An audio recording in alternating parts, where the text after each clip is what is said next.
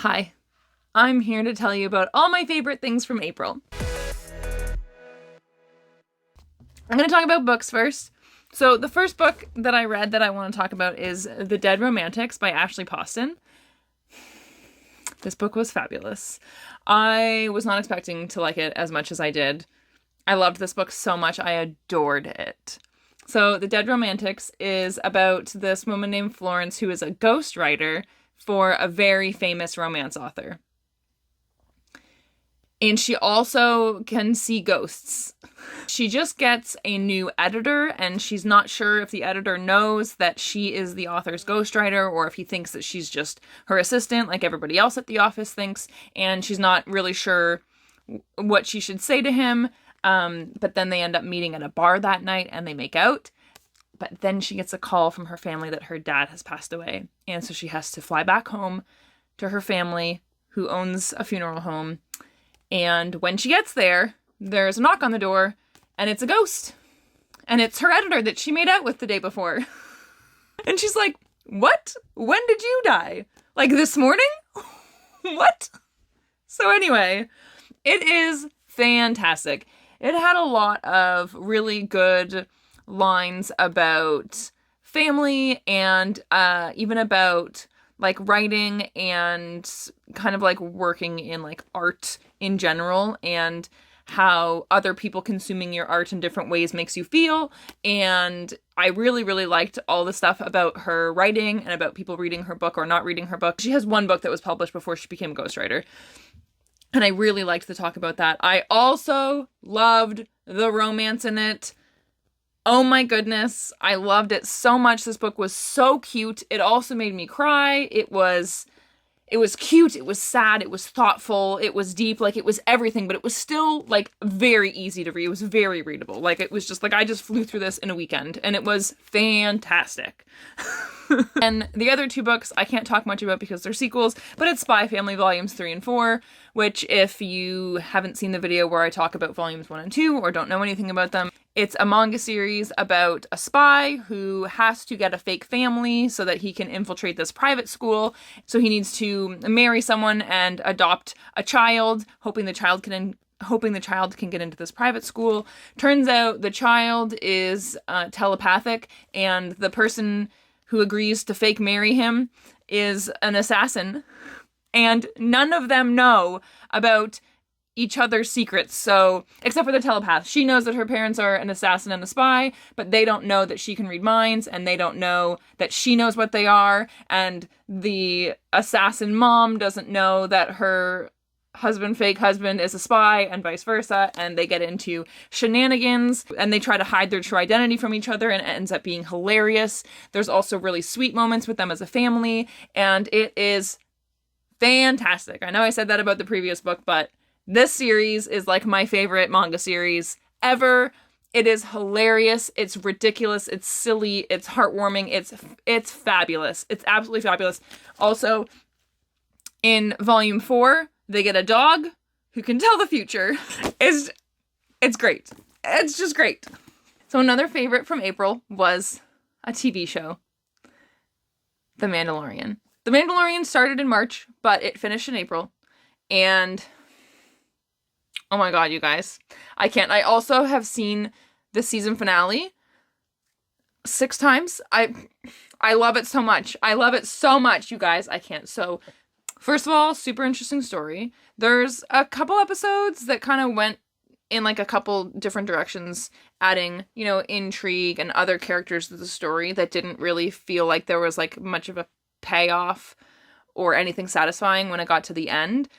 I feel like there was like 2 episodes that focused too much on other characters without having enough of it come like full circle or come like I felt like it was a little not needed. Like at the time I thought it was interesting and I was intrigued as to where it was going.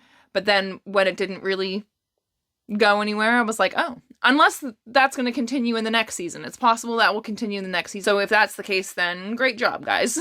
But Grogu and Din together are the best. Like, every season, Grogu becomes more of a character and less of a prop. Like, in the first season, he was mostly a prop. And in the second season, I was like, oh, he's starting to be more like an actual character. This is really fun. And then in Book of Boba Fett, I was like, he's totally his own character now. Like, he is a person, except he's whatever that species is, but he's a person. And this season, oh my goodness, he does so much. Grogu does so much. He does so many things. He's so funny. He's also a fucking little badass. Oh my God, you guys. Amazing. If you haven't watched The Mandalorian yet, what are you doing? Seriously. Also, The Mandalorian, I feel like, is a really good entry point into Star Wars. I feel like if you don't really know anything about Star Wars, or if you don't know anything about Star Wars at all, The Mandalorian is a good starting place because the main character also knows nothing about Star Wars. And you learn about it as he does. So he doesn't know what a Jedi is, or what the Force is, or what a lightsaber is at the beginning of the show. He's just a bounty hunter. He just does his job. He just finds people who are wanted. That's it. That's all he needs to know. He knows about certain species on different planets, and he can speak some of their languages, which is really cool. But he doesn't know anything about the stuff that we know from the movies. That's just, one story in an entire galaxy, right? And he's his own person over here in this part of the galaxy. He ends up coming in contact with Jedi and Grogu, who can use the Force, and he doesn't know what it is at first. And he ends up learning about all this stuff because of the different people that he comes in contact through his adventures in this show. And as he learns, then you get to learn. And you get to find out and learn about Star Wars with Din Djarin. It's fantastic. I definitely would recommend The Mandalorian as a starting point for the Star Wars, or just starting the series from the beginning. The original trilogy. I would say start with the original trilogy. But anyway. Also, Grogu is adorable. So that's all, that will make it fantastic to watch anyway, just because Grogu is the best. And also, Grogu and Din's relationship is the best. Anyway, I loved it so much. I love the last episode. Pretty much my entire TikTok feed is Mandalorian edits, and there's still Last of Us edits from the first season and the second game, and really good edits that combine things and characters and clips from the second game and the first season of the show. So good. But also Mandalorian edits and Grogu edits. My video game chat's gonna be a little bit longer, and that is The Last of Us Part 2 that I never thought I would be saying, because 2 months ago, I was never even planning on playing this game. I was spoiled for something that happens in this game, and I was like, nope, I'm not playing it. I don't want to play it. Absolutely not. I also heard that Part 2 was way more emotionally damaging than Part 1, and Part 1 broke me. But I just ended up purposely spoiling myself, because at first it was because I was like, well, I'm not going to play it anyway. So if I end up seeing videos about it on TikTok, I'll watch it because I'm not going to play it. So it doesn't matter. And then at least I can find stuff out about the story. But then I found out so much about the story, but also not enough, I was like, well, I feel like pieces of the story doesn't make sense, and I want to know why certain things happened and why certain people said certain things. This piece of the puzzle doesn't seem to fit. I also thought that I had desensitized myself by spoiling myself from a bunch of stuff. So anyway, I decided to play it, and it was amazing. It was very emotionally damaging. It was gut-wrenching. It was difficult to watch / play because they make you... Anyway, I'm not going to do any spoilers. There's going to be no spoilers. But I'm going to explain, the format of the game and stuff like that. But I'm not going to spoil anything, so don't worry. So, The Last of Us Part 2 takes place 4 years after the events of the first game. There are some flashbacks sprinkled in that show us certain things that happened in between the times, between the first game and the second game. But the bulk of the story is 4 years later. And we get to play as two main characters who basically hate each other for reasons that I cannot say. And the format is really, really cool because you follow one main character that we have learned to like. And you follow this character for like 3 days, and then something happens, and then it switches perspectives to this other character that we all don't like. And it starts over from like the beginning of those 3 days, and then you have to play as this other character, and you get to see what happened to them during the 3 days that we were playing the other person. And like I didn't think I was gonna like playing as the other character, but they grew on me. Another thing I didn't think I would say. Also, again, same thing as the first game. I'm gonna put this down. Same thing as the first game.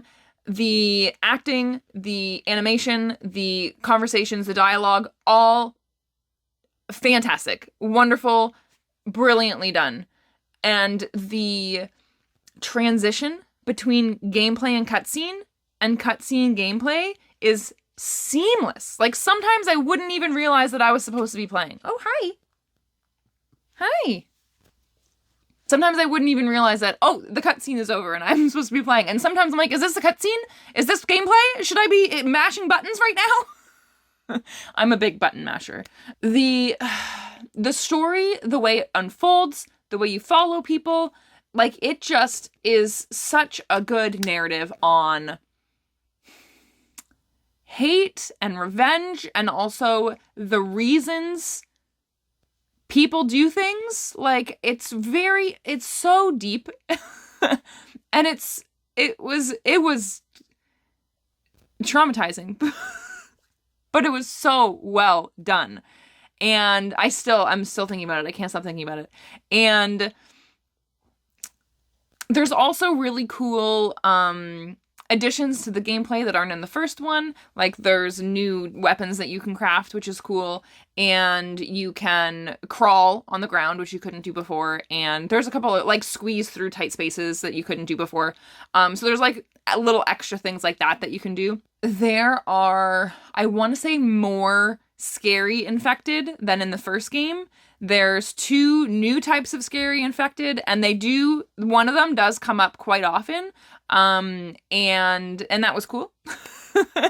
But just like the complexity of the characters and the story and their backstory and why they did what they did, and everyone's reactions to everything, and like how it kind of just makes like this vicious circle. Like, it was so good, you guys, so good. And I played it with my friend. Like, I played, but she sat with me and helped me, because I have no sense of direction at all in real life and in video games.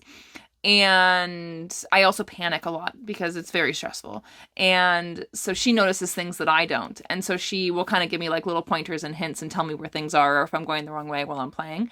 And because it is such a good story, she enjoys watching, which, like, I would too, because it's got a really interesting, intricate, very well-built story. And there's, like, in case no one has played these games or played any games like them, like, I feel like anyone who hasn't played a game like this doesn't understand how much of a story there is to it. Like, I feel like if I hadn't played any games like this, like if I hadn't played The Last of Us or Life is Strange previously, I wouldn't be able to grasp the concept of a game having a story, which I didn't. I remember someone was playing Life is Strange as it was coming out, because it came out, like, each chapter came out one at a time, and she was playing them as they each came out, and I remember her being like, oh, I'm so excited for the next chapter of Life is Strange to come out. I'm so interested to see what happens. And I was like, I don't understand what you mean. Is it not a video game? What? So I feel like people who haven't played these games or games like them don't understand, like, how much of a story it is. It's like watching a movie, more gameplay, because there's like monsters and enemies and stuff that you gotta, but there's like 5-minute long cutscenes where you're just watching, and it's a movie. So it's really enjoyable to watch, which brings me to my next little segment, which is that I recorded it, and our voiceovers and just my face. My friend SJ, who played with me, her face isn't in it, but you can hear her.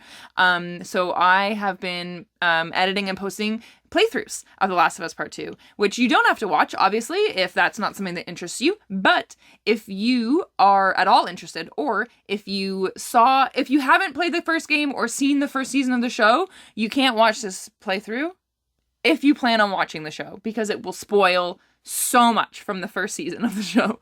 But if you have seen the show and you're really interested to see where the story continues, but you don't want to wait till the next season comes out, you can watch my gameplay. And then you can compare the adaptation, which they're going to do an excellent job. I know they will, because they did such a good job on the first season.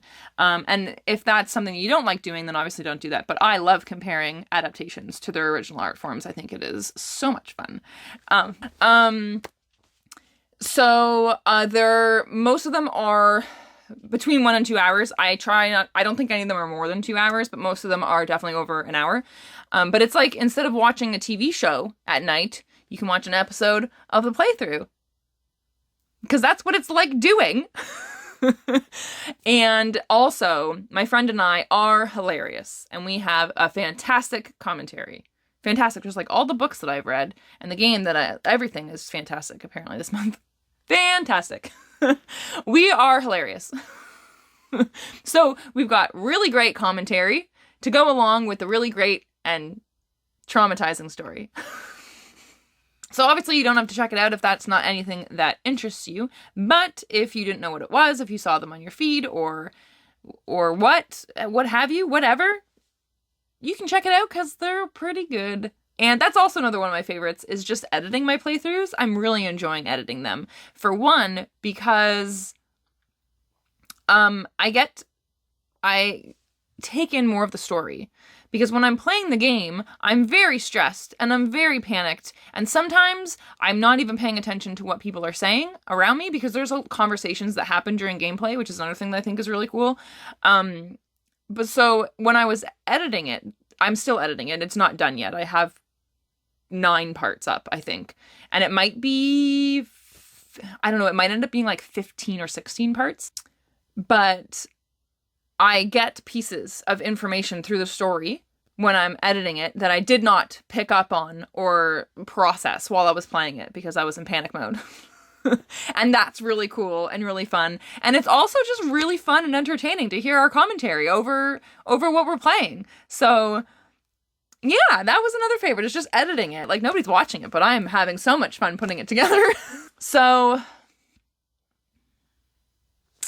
I guess that's it. That's all I have for my favorite. And I will be back in June with my May favorites. So I'll see you then. Bye.